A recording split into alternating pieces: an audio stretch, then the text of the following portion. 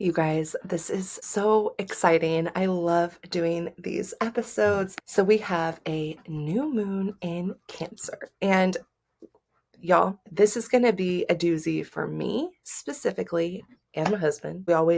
We always know about this. I always try to make sure I track anytime the moon is coming into Cancer, whether it's a full moon or a new moon, because we both have our moon signs in Cancer. So it's an emotional time around here, but we try to plan ahead, which is why I love these episodes. And that's why I love practicing with the energy of this time so much, like the new moons or full moons, because if you kind of know what's coming, then you can know how to brace for it, right?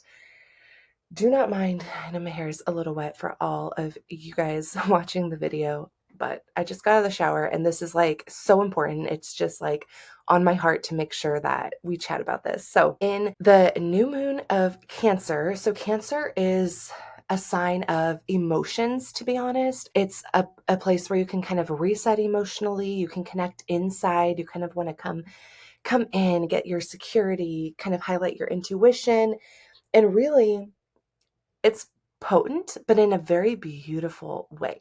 So I cannot wait to dive into this. So to talk about first, I know you guys, have been listening to these, to all of this when I talk about the moon rituals, but to talk about the new moon first, new moons are always the beginning of the lunar cycle. It's dark, right? It's a new moon. There's no light shining on it.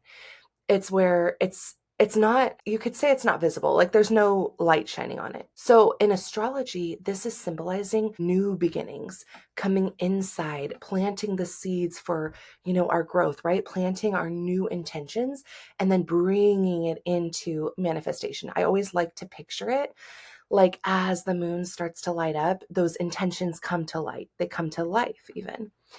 And Cancer is a cardinal sign. It's one of our big signs, ruled by the moon in the first place. It's a water sign, emotions, right? So it governs those emotions, home, our home life, family, and even the subconscious. And it really embodies nurturing and sensitivity and our protective instincts, for ourselves, right? Protecting our emotions. That's why sometimes, for me especially during this time, it can be a little heightened, be a little defensive. We're going to get into all the nitty gritty of what this moon means. But yeah, it can be a little emotional. And these can be magnified because when the moon is in Cancer itself, it's already about emotions and stuff like that. But then when it's hitting in that new moon, it can just cause all of this to come out a little bit more, so to speak. So it's going to be a time definitely to turn inward, to honor our feelings, to even if you can, to journal things out and why am I feeling that way? Why am I reacting that way? I know for me personally, and again, we'll get into the more nitty gritty, but I know for me personally, I've been reflecting a lot on how I can be a little bit snappy, especially at work lately. I've been a little snappy and how I can say things a little bit differently. But sometimes it just comes from an emotional place where I just get in my emotions and I get a little bit defensive or something. So we want to turn inward, think about why these things are happening, honor them, honor the feelings, just know that it's okay, to have all these feelings. You do want to give yourself some grace, as hard as that can be for us high achieving women who were taught not to do that. But this new moon is a total reset for your emotions. So again, Cancer is ruled by the moon. So when the moon comes back to its own sign, the emotions can rise so much higher than normal. So it's really going to ask us to slow down and to feel all of it. It's going to pull us inward. So I know lately the theme has kind of been us, having these big moments and pulling ourselves outward and learning things and changing things and having all these changes, right? But this is going to really pull us inward to learn about ourselves. So that's beautiful. I mean, it's like that cocoon, right? So there's a lot of themes that might be coming up for this period. And one of them is the emotional vulnerability. So it's a tender time. You might find yourself kind of crying and being like, why? I don't even care about that thing. Why am I even crying, right? Or snapping, like I said, snapping unexpectedly, feeling like your emotions are closer to the surface than usual. Just feeling like you can cry and you can just kind of get a little bit even angry for seemingly no reason, right? And Cancer is really here to teach us that this is okay, that it's a signal, it's an indicator to go inside and really figure out what is it trying to show us, what's it trying to teach us, what's buried beneath this. So if you are like watching a movie and it's like super happy, I know I just cried. Oh, I watched Luck. It's like a kids movie called Luck. So cute. I cried at the end. I'm like, why am I even crying? But it was just cute. I don't know. But it's like you might just like tear up like watching something like that, and just know that it's triggering something inside of you, whether it's happiness or sadness or a different kind of emotion, and let it come up. Like it's okay. Like give yourself the permission to feel everything. You don't have to explain it. You don't have to justify it. Like, just feel it. Another thing that could be coming up is really craving home or comfort in general. So, Cancer actually rules the fifth house, or excuse me, it's the fourth house of home, of roots, emotional safety. So you might want to be kind of staying in at this time, and that's fine. Like you might be having those movie nights and lighting a candle and getting cozy and canceling plans, right? Or cooking something. Or sometimes when I get into these feels, I like literally want to go home. And home, thank goodness, isn't too far from me. So I'm able to go home and like have my mom cook something. And sometimes I even spend the night. I literally tell my husband, like, you're on your own, like with the dog, like it's fine.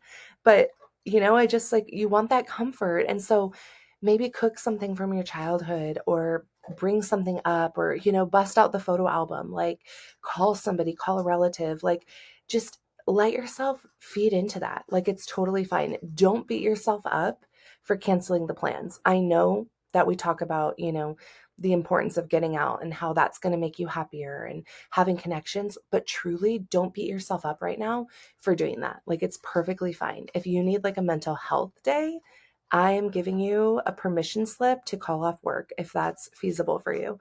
Just like stay in bed for a day, like be home, like really soak up the home. And you might even feel like an urge to clean or declutter or get your house kind of cozier. Like I've been, even myself, I've been kind of rearranging things, kind of nesting a little bit, even though I've been here for a while. Like just lean into that. That's totally fine. Just let yourself. You want to feel like that sense of belonging. Like when you turn the door, into your home, that you just feel like this is my space and I feel so cozy and I love it. Like, yeah, like I just want to be here, right? Family dynamics are probably rising for you right now during this time because Cancer governs our lineage and generational patterns, the way that we were parented.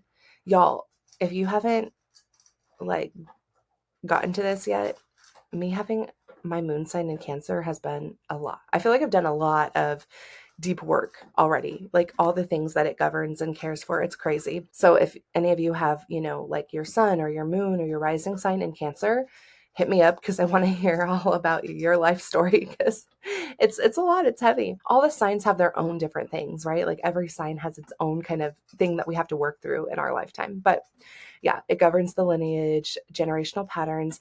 And again, as you already know, if you've been listening to these episodes, remember that even if you don't have Cancer in your chart, like, if you don't have something in the sign of Cancer, it still will be bringing up all of this during this time, just because the moon governs our emotions and the moon is currently in the sign of Cancer. So just if you didn't already know that, now you know, like these things are coming up for you. That's why this is so important. But yeah, like you're going to notice all of these unhealed, like father wounds or mother wounds coming up. Okay. It's a lot. The shadows are coming up.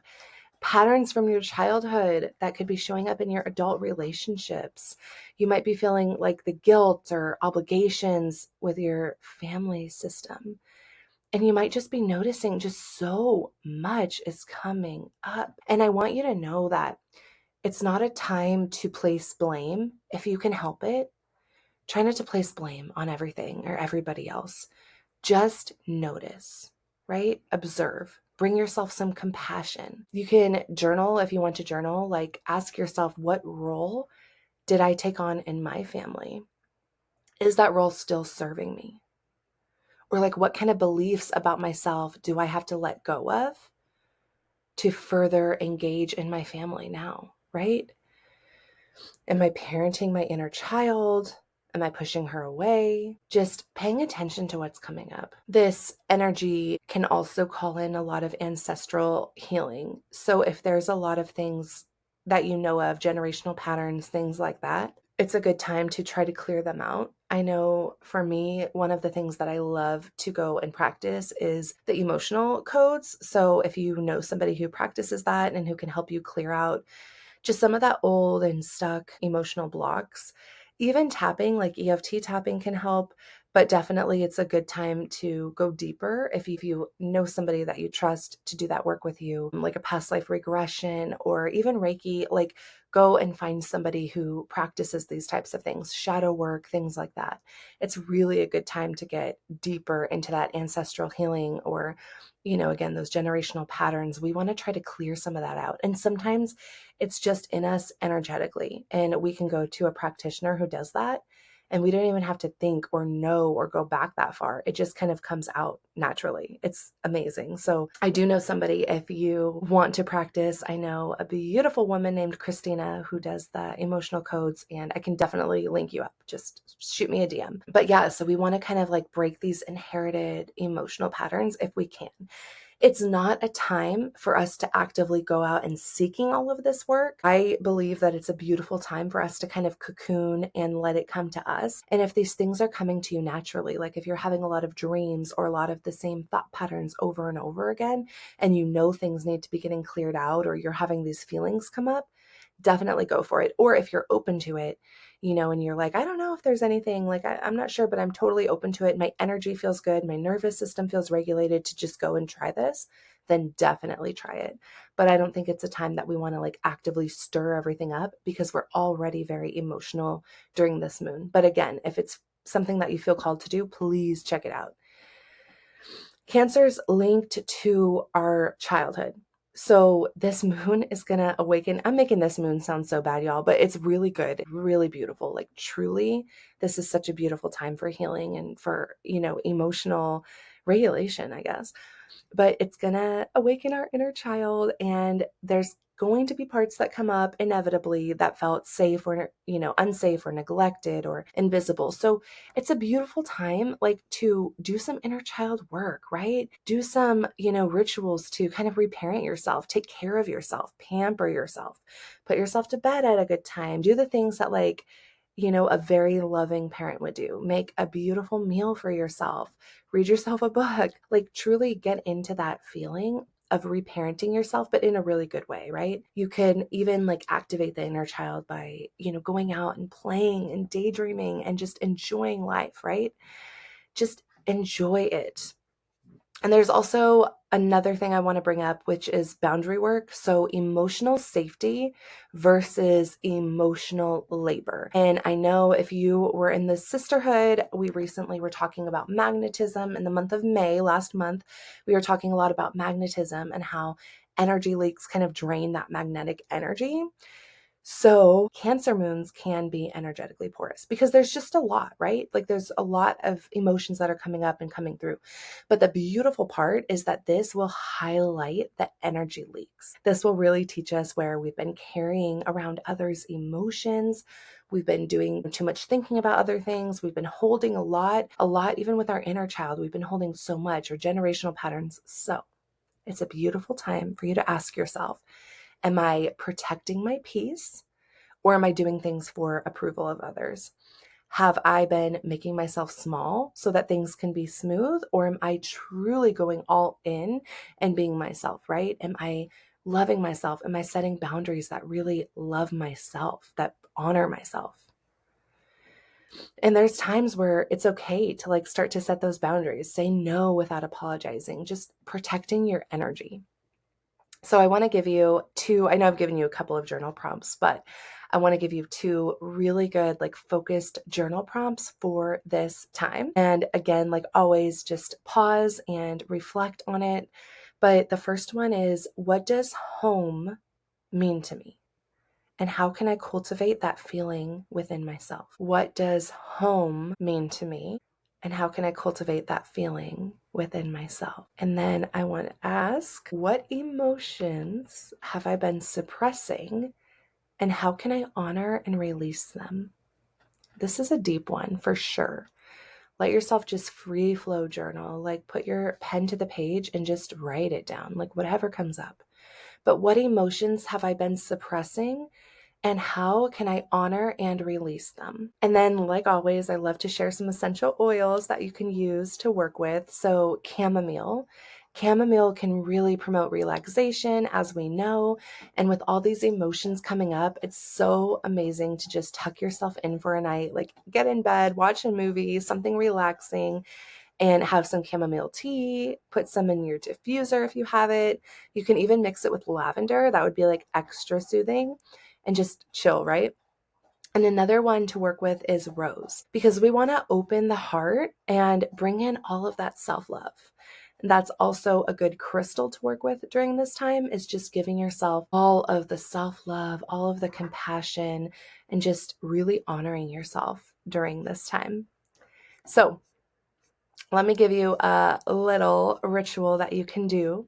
And I'm just going to give you everything because I want you to do this one on your own. So I'm not going to do it with you this time, but I want to walk you through how to do this. And then you will put some good music on for yourself and go through this.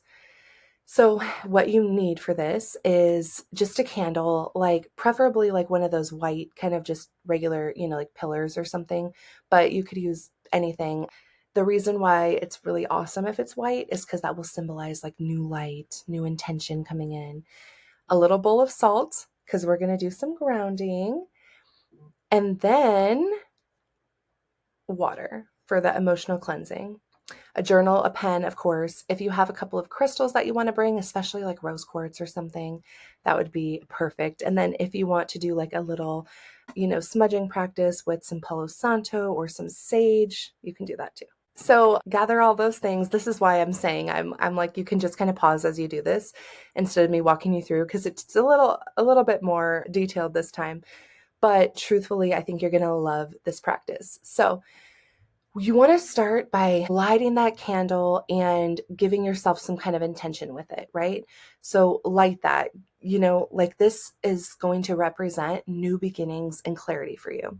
So cleanse your space. You can, if you have the means, or if you want to, do some incense or Palo Santo and just kind of like around the room. You can do a whole house one later. That episode, I think it's 274 on my podcast. That tells you how to properly, smudge your whole house. But you can just kind of do the place right now. Like clearing what's no longer aligned. You can say that out loud. Like, I make space for what's new. I clear what's not aligned anymore, that kind of thing. And then use your bowl of the salt.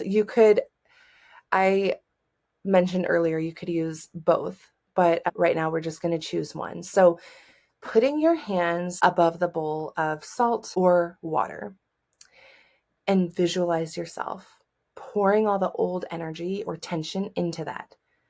And just saying out loud, I release the weight that I've carried. I cleanse the stories that no longer serve me. I release the weight that I've carried, and I cleanse the stories that no longer serve me. And just tell yourself and whisper those, kind of like we do in a burning ceremony where you write everything down. I want you to just say it into the bowl. And I'm only going to give a couple of examples because I really want this to come through for you. But, doubt or specific stories, specific patterns, beliefs, say them to yourself, say them out loud. People, whatever you need to release, literally holding your hands. So over the bowl of water or the bowl of salt, either one. Or you could do the salt first and then do the bowl of water after that. Like a double cleanse, like we would do on our face, right? The salt is supposed to trap all of that negative energy and literally help to pull it, right? What you want to do with that bowl afterwards, the salt, you need to dump it out into the trash. It's gone. It's no longer, we don't use it for anything. It's holding negative energy. The water, same thing. We're just going to pour it out. It's negative energy. So the way that energy works is that energy is being trapped inside the water, and we don't want to use it on anything. Definitely don't drink it. That's absolutely for sure. But even using it to water plants or something like that. And I know it sounds so wasteful, but it's negative energy and we don't want to be pouring that into something else, right? The next thing you're going to do is you're going to bring your energy into a receiving energy. So sitting in stillness, maybe holding a crystal like the rose quartz or clear quartz amplifies energy. It amplifies intentions. So that's another good one. But ask yourself, what am I ready to invite into my life with this new cycle? What am I ready to invite into my life with this new cycle? And then just bring your intentions. So if you want to copy these intentions, you can, and you can write them down ahead of time so that you have them right there. But I call in blank.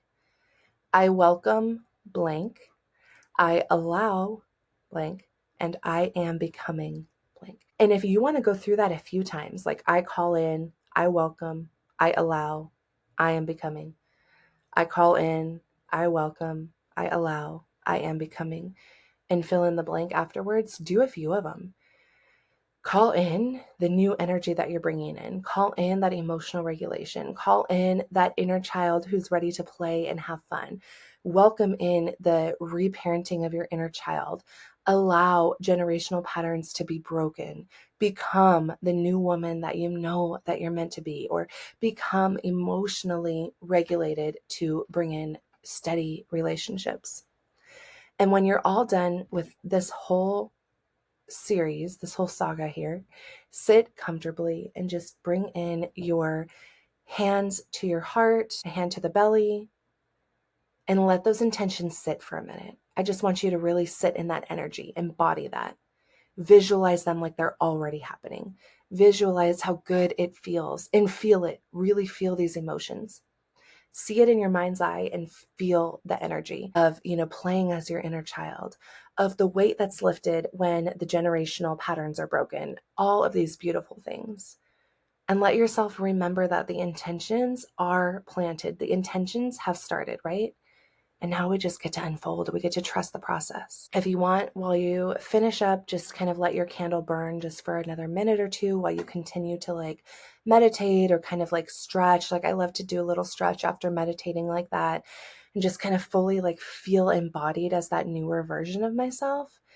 And you can visualize, if you want, you can visualize that light coming into your body, just like the breath work that we did this month, kind of visualizing the light coming through everywhere and just feeling that. Blow out the candle when you're done, and that honors your work. You can just say, you can say a little closing statement. I'm not going to give you a prompt because I don't want to put things into your head, but give yourself a little closing statement that, this is what it is. This is what I'm calling in, whatever you want to kind of say something along, the lines of that, of this is, what I'm bringing in, but make up your own, please. And rinse everything, the candle, the bowl, rinse it again, dump it all out. You know what to do with it. I already mentioned that. But seal the work and just give yourself that breath and just remember, this gets to be your time to bring in these intentions, to bring in the manifestations, to change your life. And it's a beautiful thing. It's such a beautiful thing to get to do. So thank you so much for spending this time with me. I'm always greatly honored when I get to come in and share with you these beautiful rituals, these beautiful practices. And I will see you next month.